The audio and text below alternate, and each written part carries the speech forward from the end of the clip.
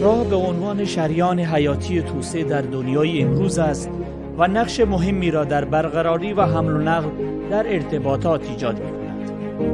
مسیری که در تصویر می‌بینید مسیر کلانی ها به گواتر است. حدوداً 12 کیلومتر و یکی از راه‌های مواصلاتی مهم در جنوب شرق بلوچستان هستش.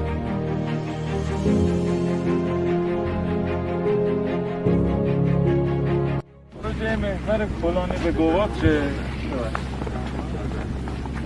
25 کیلومتر، 11 کیلومتر شما سازی منظورتون همون زیرسازی کامل. بله. میمونه 15 کیلومتر که فقط باید روی لایه چینجی بگیرد و لکه جوری بشه. حالا ما با امید خدا تا کیلومتر 6 که باریزی شده، تا کیلومتر 3 و 600 هم که تثبیت شده.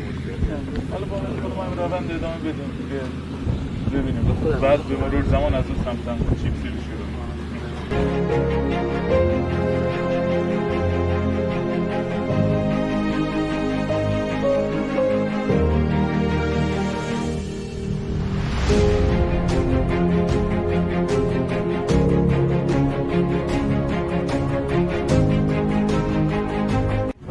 آدم باید تعارف رو بذاره کنار توی سری مسائل. حالا ما بحث بندی بحث اینه که ما الان سیمان رو امید خدا ما الان 4 سیمان داره هر روز میاد، نیروها هستن فعالیتش رو میکنه، ولی بعد ما میبینیم آقا یه سری مشکلات پیش میاد. ما تا یه ماه پیش معضل از سیمان وجود نداشت. اگر بود با قیمت بالا بود، متاسفانه ما در این موقع نمیتونیم خریداری بکنیم.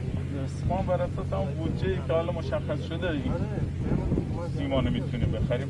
متاسفانه باید صبر بکنیم تا به این نتیجه برسیم، به اون قیمت برسه تا بتونیم ادامه مسیر پیش